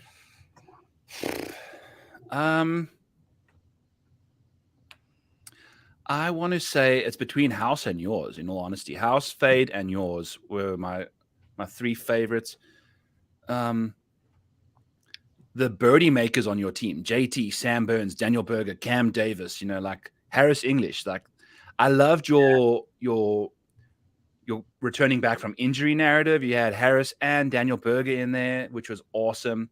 And Ricky Fowler, dude, he had himself a false swing. I think his game is back. I hate to say it, Scotty, but I think it's back. And he's going to be playing some good golf. And Ben Griffin is an untapped talent. Who the heck knows what he's going to be getting up to? We've seen what he can do. You also see what he can't do. So it's awesome pick in the bottom there. So I'm going to say yours, man. I really liked it. House was close. He had some really solid picks too. I really like Joel Sahith. But you made a great point. And then you stole Robbie Shelton from me too, which I was really looking to get Robbie Shelton, but can't have them all. Yeah. We went too high. We went too low. Yeah. What do you guys think? I mean, I think just because we haven't seen him enough, I'd say Taylor Montgomery, just because it's like, is this the real deal or not? And is this a sustainable game on big boy courses and tournaments? Yes. That was my take. Well, I mean, he did nicely at the CJ Cup, but is he going to play in a major this year? That's the question, right? And I feel like you can't have a second-round pick that's just not there for you to select. So that was definitely something. I'm going to say we went too high with Jordan Spieth. I don't know why. Yeah, I'm so off on Jordan. I can see that. Yeah. I just don't think he's – dude, we see like – I know it's like a fun event, but you see these pictures and videos of him like on the range, and this kid is like running around. Like, if you're trying to focus on your game on the range as a professional golfer, you don't want to worry if you're going to smoke your kid in the teeth on the backswing if you're trying to work on your horrific backswing that you already have as you are Jordan Spieth. So that's my kind of concern. I think he seems like a chaotic person in general, and now you just add all these extra variables to his life. I think he's going to pop here and there, but winning one random event, which he might do this year, isn't what you want on a fantasy team. You want him to be there for you all the time in the second round. And that's the argument I made with Ron, but he obviously never takes my opinion too seriously. But we'll see. I don't know. I think Ron – I don't really like Ron's team that much. They're old. They like whatever. But that was we went too high. We went too low. I think I waited too long on Nick Hardy. I think I should have taken him earlier. I think he's going to do great things, dude. He's one of the best iron players in the world right now. Yeah. And to me, that's paramount for any golfer. So that's my two takes on the highest and lowest. Who you guys think went too high, too low? Well, there was a lot of conversation about Tyrrell Hatton. Yeah. And I know, Byron, you and I DM'd about it beforehand, about that he's been falling in every draft, it seems. And it's hard to say if it's because he doesn't play as much or if people just don't want to root for him. But that was one that I felt like that he fell a lot. He fell further than I thought he was going to. Yeah, he went in the fifth round. Jesus. It's like a top 30 in the world. Right. Or higher. Yeah. That's just got to be just personal bias. But I was looking, and a lot of his good rounds are in Europe. True. He wins these Saudi events, these big, long golf courses that you don't see a lot on the PGA Tour outside of a few majors. And when he goes to Augusta, he's saying that it's one of the worst golf courses in the world. He said they need to blow that place up, I think. So right. Why would you like a guy that is hating on one of the most prestigious golf course venues in the world? But he's also a giant arsehole, I think. He's just a tiny little angry midget that I can't stand him. And I think that's, like you said, Zach, exactly why. And then he's also a Brit, so over there a lot playing on those kind of tracks. And he just also makes the weekend and then just tumbles down the leaderboard sometimes. That's true. Yeah. So 3-1, 3-4. He's not tough. that high. I thought, speaking of people who may or may not be assholes in real life, Matt Kuchar, I thought, fell a lot further than he maybe should have based on I mean, I know he's sort of on the other side of his career, but he's more productive than a number of the folks around him. Like, I mean, compare him to Beau Hossler or Cam Champ. I mean, you're really holding your nose there, where, you know, anywhere where, you know, around the green is you know, a big factor. And of course, you know, Matt Kuchar is going to be, you know, dangerous. Yeah, he's a savage, but also he's played like 10 rounds or 10 events a year. So you're going to hold him at the bottom of your bench for like 2/3 of your starts, right? Which is tricky. So, but also 11th round, why not take a fly on a guy that stuffed his caddy over a few $1,000 six figure? But can't get through a podcast that has Matt Kuchar without talking about that. But it is what it is, right? You know, they had an agreement beforehand, and that's what he stuck with. So the man's a man of his word. How dare you? What do you guys think about Goddard? Pass. Like it's so interesting to me seeing people, and you know, I referenced Andy's rankings earlier. Even Andy had him, I think, like 80 or 81 or something like that. I just can't wrap my head around, you know, in a game that's going to be at least partially about volume. Like, how do you justify taking him in the 9th round like that? You know, despite the talent. Well, I think I think the 9th round is a little high. I would agree. But I think that's just Gimme went after a few guys that he really liked. I think he did a lot of hard betting or hard picking, you know. But he said Chris played like in every event he could last year or whatever. Yeah. Well, yes, but he's playing on the Corn Ferry. He's going to be playing in every Corn Ferry event he plays this year, and that ain't getting us any points. So. Right, and there's a maximum number of sponsor exemptions that they can take, right? Okay. Well, there goes that dream. Yeah, I don't know. And if you're banking on his talent, he could quickly get himself onto tour with a top 10. I think a top 10 gets you back the next week. I can't remember. But yeah, it's a risky play, right? Because you only got a handful of starts. Whereas like Russell Knox, Steven Yeager, S.H. Kim, all going to be doing Gary Woodland. They're going to be plowing away, or albeit horrible golf, maybe. You know, like they're going to still be playing for you at least. So I totally agree. To Goddard's, you know, I guess the other side of my point, that new rule that the PGA, the events that Corn Ferry players play on the PGA Tour now count for their Corn Ferry Tour points or something like that. Did you guys hear about that new rule?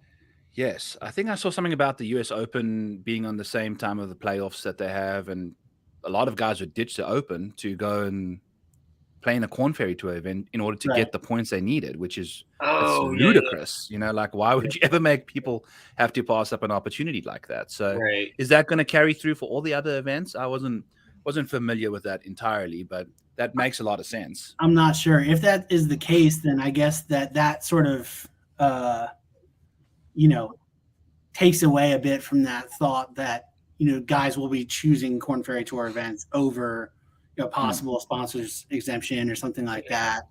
That's so crazy to think about. Yeah. It's like I'd rather play in Wichita this week than you know, over Brookline or whatever, because why? I've been Wichita for years. As I said, I'm a bit of a sponsors exemption guy. Got to stay on brand, baby. Yeah. Yeah. I got Wichita and Topeka. Like, isn't the PGA Championship easy? Pass. Think about my career here, kid. Oh. I have another guy, Chun On Yu. I don't even know who he is. I can't translate the name. Is it Kevin Yu? I don't know who he is. I don't know what the deal is. I kind of just assumed that when he took him, he meant to take Carl Yuan. That's what I was thinking, but I had that with S. Kim. I was like, oh fuck. Yeah. I was like, oh my god. that's what happens in the late rounds, yeah, especially with some guys that have double aliases. So that was kind of rough, and that was someone that really confused me preparing for this too, because I try to honestly hunt his name down, and Kevin Yu seems like the most logical jump. Yeah. But who knows? We'll have to ask him. I don't even know who this guy is. So, and this is like half my job to figure out these people. I can't. I literally can't do it right now. I'm glad you said it, because I was thinking it too. Yeah. I was like, I have no idea who that is, and I've been doing absolutely nothing except thinking about fantasy golf the last like 3 weeks, and I have no idea who that is. Dude. Right. And it's the perfect time to have fantasy, right? In December, when we got nothing to do, you can still keep golfing and chugging along and daydreaming about Jason Day and Emiliano Grillo and all those kind of guys. So, Scotty, I know you had some other questions. What are they? What pick pissed you off the most, as far as like not getting them, where you were like, "Ooh, this is my play. No one sees this coming, and someone else got them." Nick Hardy. Hardy was yours. Yeah, okay. Definitely that one for me. Damn. CP. Zach. Did anyone upset you? And while you're thinking, go ahead, Scott. I know you got a lot of. I got like 8. I don't know what. I don't know. Rattle them off, baby. Let's hear them. Long day yesterday. Pendrith pissed me off. I messaged. I was like, "Hey, man." Noren I thought would go later. Okay. Who else is friendship in jeopardy because of their pick? And Jaeger, I think you were telling me you really had a problem with Ron because he took Pendrith and Jaeger from you. Yeah, Ron, that was like a rough start to our friendship. I thought for sure, I was like, well, all right, I'm going to get my Marty Doe. Wyndham Clark, I like lost him back to back with like Hayden Buckley in the next round too. And those were kind of my like, bombers that might figure it out this year and just play every event type of plays. So those were upsetting. But I think my favorite plays were Byron's like back-to-back disease or disability players. Starts getting hospital. Ooh. Yeah. I was like, fuck, this narrative is getting juicy. I mean, you got to figure out Brian Harmon struggled with something growing up too, just based off what we're seeing. But that was. I'm really disappointed in my like third picks. That was just such a rough turn for me. If we're going to talk about like our worst pick, those are easily 2 that I really wish I got back. So if you had those back, who would you take? Daniel Berger. I really like Daniel Berger, dude. Didn't even cross my mind. Like I said, I was looking at a data golf last 12 months strokes gained, which he wasn't even on the list. So there goes that moment. And then I don't know. I think I would have. The Brian Harmon pick is just so weird. I think I had a reason for it, but I can't remember what. I was wondering that. I was like, what is going on here? Yeah. Brian Harmon at 2, but it does make sense with the way you broke it down. It was kind of like, he is kind of worth that second pick. Yeah, it's just a weird way it worked out for me. And like I said, I was just flying by the seat of my pants because I woke up at like 8:30 my time, and the draft had been on for 2.5 hours, and I'm the first pick. And I'm like, oh boy, my laptop's dead. I thought I was gonna have like 8 hours to figure this out. Now we got to go. But did you guys have any, like you said, Alex Smalley, right, Zach? Ooh. Yeah. Well, I was happy I got him. For sure. I would say I'm not sure that any pick pissed me off this go around, probably because just doing the 2 drafts before, I had a pretty good sense. Even though things were different in this one, I had a feeling like if I don't take this guy now, he's not going to be there next time. But I was disappointed. I've been trying to get myself some exposure to Aaron Wise. That was one I fucked up. I feel like that would have been a great third. So I was disappointed not to really get a shot at him. But not surprised necessarily. Scott Stallings is another one. All right, before we get to Scotty Stallings, what's that? Aaron Wise. I was checking him out, and I could have taken him. I'm not even sad I didn't, because I was looking at his top 5 finishes last year. Mm-hmm. I think he's got like it was 3% of his starts with top 5 finishes. So it's like he doesn't. It seems like he's that good, but his results are just they're not there.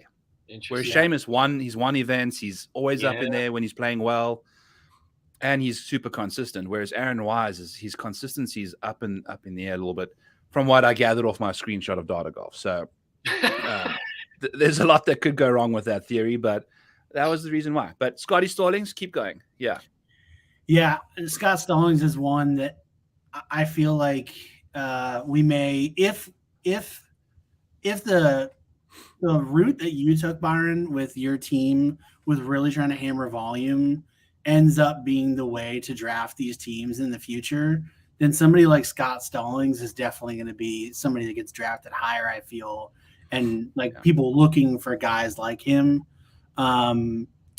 He also has like the added, like he's not the same guy because of all the weight loss and fitness stuff that we've heard, umpteen different times. But,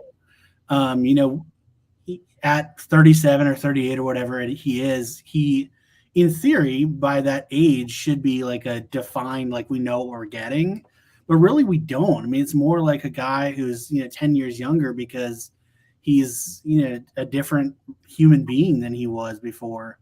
So I don't know. I was hoping to get some exposure to him, and then Nick Hardy and Callum Tarrant, who for whatever reason I always think of them together.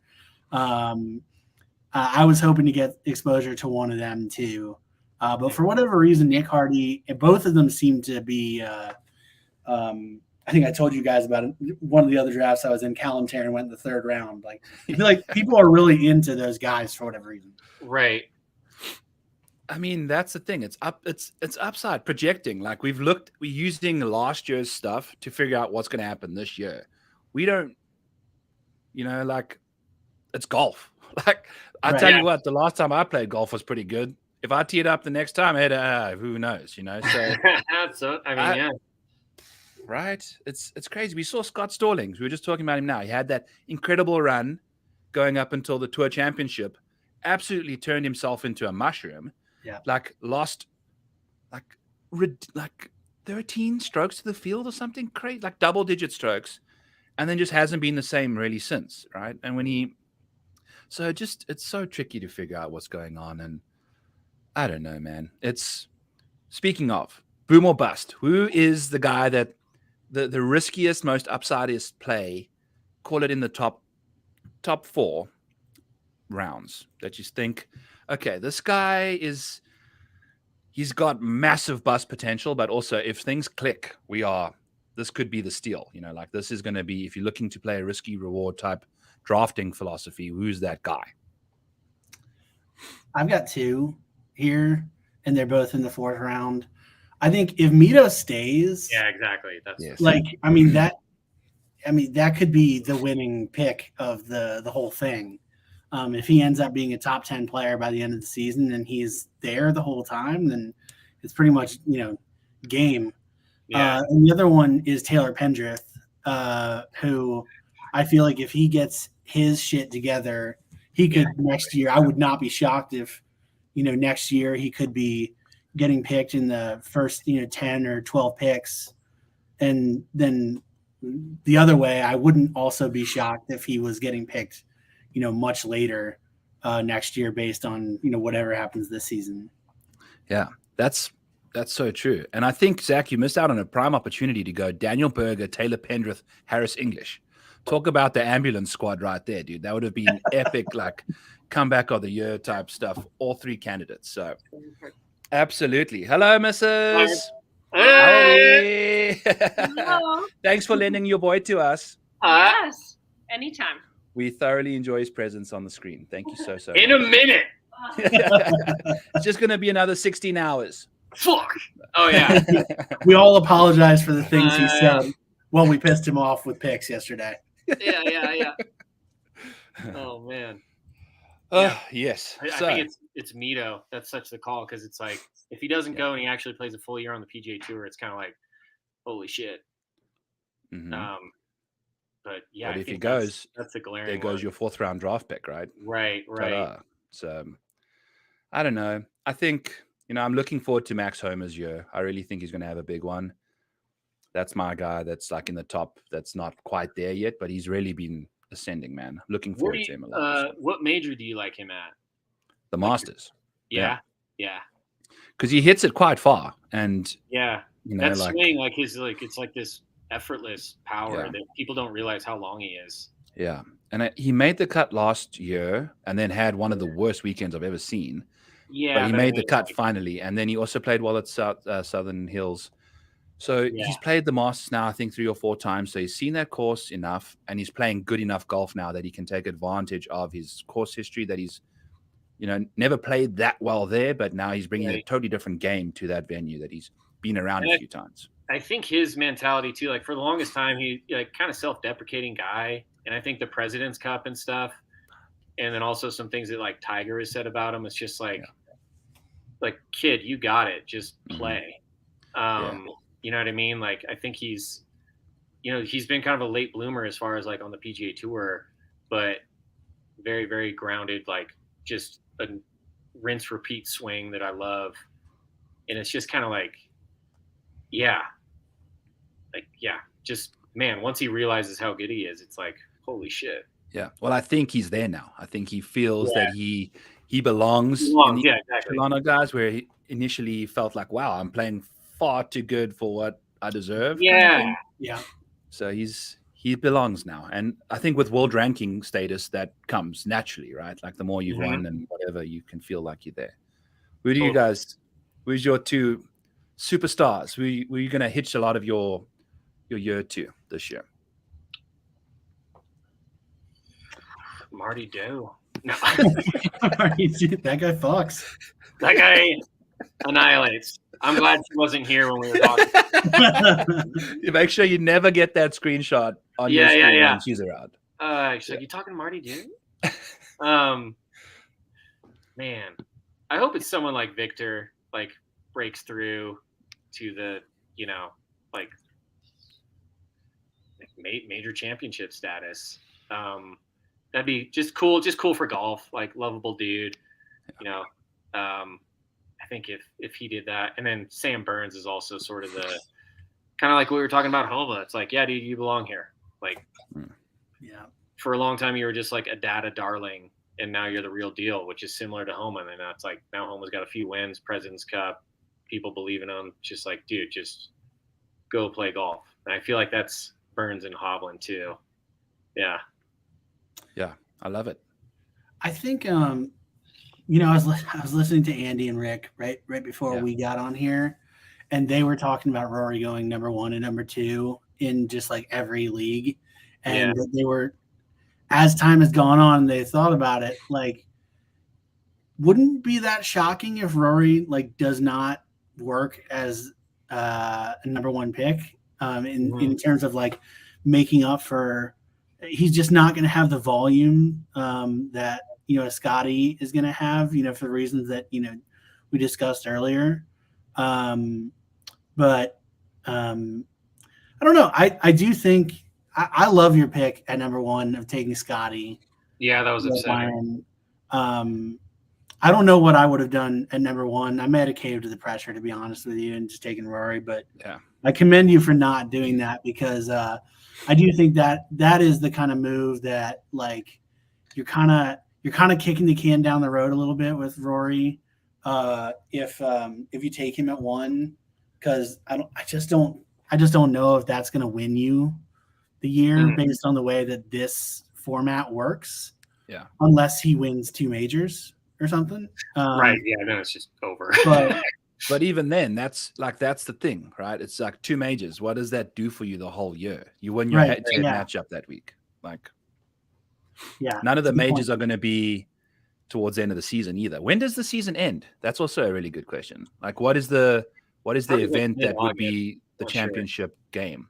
Because I think I'll look it up. Give me a second. Yeah, because towards the end of the year, a lot of these guys can, like, they go to Europe, So I don't know. Also, I was looking, Scotty and Rory, for as good as Rory was off the tee, Scotty matched him when you take ball striking, approach and off the tee. They were pretty much on par with each other. So, Scotty's approach play, the best in the world, dude. It's like he's so underrated when it comes to his irons, and his putter's gone rogue. He's going to have a full 6 weeks or whatever now to have got with the coach, figure that out. It's the putter. The guy's been T5ing with negative putting strokes gained. That's how good he is. He's losing strokes to the field on the greens and still finishing inside the top 5. Insane. It's just like you can't pass up on a guy like that, especially if your putter goes back to how it was when he won all those tournaments, right? So totally. I don't know. It's interesting, right? And he does play a lot more than Rory because he's got no vested DP World Tour stuff. So yeah. So the playoffs start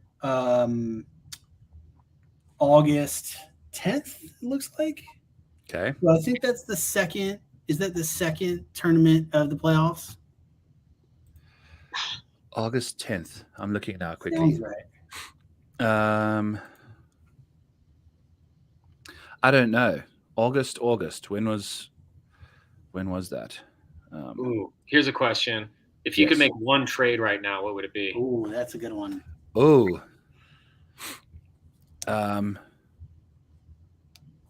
Just a banging question. Damn.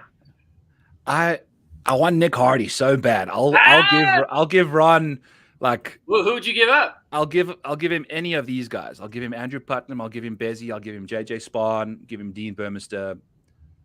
I don't know. I mean, he's not going to bite for any of those. It's got to be a bigger fish. That's fair. So, but we'll. Rio?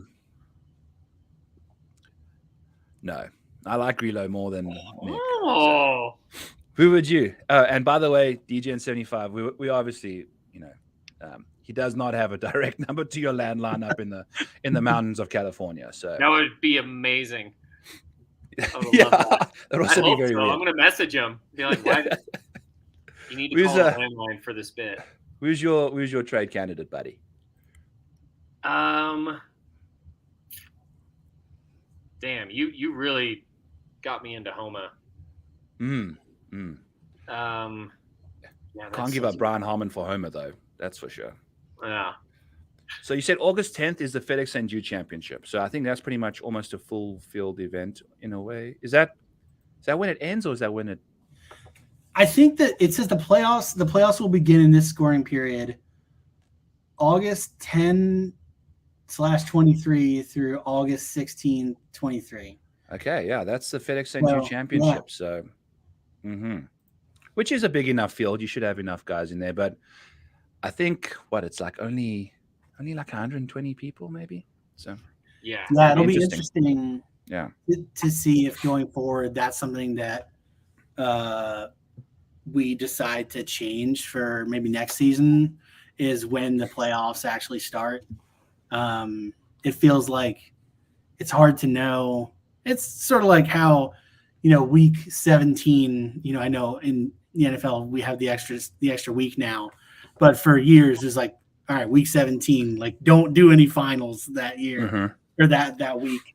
But and this could be one of those occasions where we're like, oh shit, this is probably not the best idea to have it go this far. But also, if you've made it to the championships, I think most of your guys will be playing in that event. So I think it makes logical sense too. True. Are you giving up Cameron Young for Max Homa? Byron. Damn. No. I wouldn't either. You wouldn't? I wouldn't. Yeah. Yeah, Young seems like he's already like a beast. Yeah. And once he gets one win, it's kind of like I feel like he could do a Scotty, like a Scheffler run like last year. Homa, I don't know. Damn. Yeah, no, I can't do it. But I'm not going to be Sanjay, and no one else would want any 3 through 12. I know. KH has a second bargaining chip. It's like, fuck me. Round 3, just like, okay. Toast. All right. Zach, who was your guy? Well, I have a question for Scotty first. Oh, God. Would you have taken Tom Kim over Cameron Young if you had him available? I don't think so. No. No? Okay. I didn't know how committed you were to the Korean invasion. So well, no, I regret it now. Yeah. Because it's like, damn. I didn't think I was like, because my whole narrative this fall season was, kind of like the guys that showed up for the President's Cup, especially the internationals, I feel like are going to go under the radar, but that's a huge boost and like you belong here type of thing. So, and then I just realized like all the guys I was taking, and then once Pendrith went, I was like, oh fuck. But I couldn't. I mean, yeah, or Hideki. I'm a Hideki guy. But going in round 2, I couldn't do it.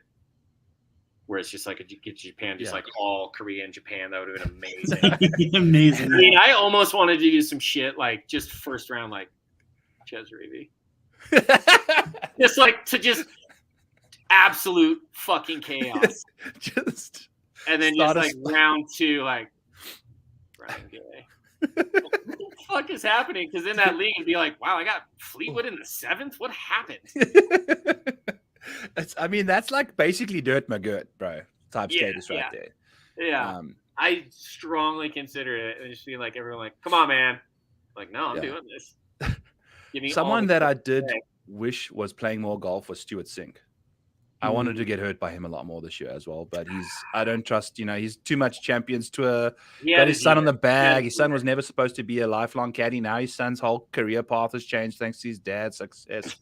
It's just like, talk about who knows what's going on, but the Sinks, so. Anywho, boys.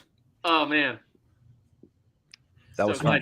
Thanks for putting this together, and Zach, you two, especially with all the league stuff, and glad I could catch you here tonight. It was so fun. Yeah. It's going to be amazing. Sure, yeah. Very, very appreciative of everything you've done, dude, because I was not nearly organized enough to handle this bunch of misfits. And you did a great job of it and are still doing a great job. And I love your roster, bro. So I love what's going on.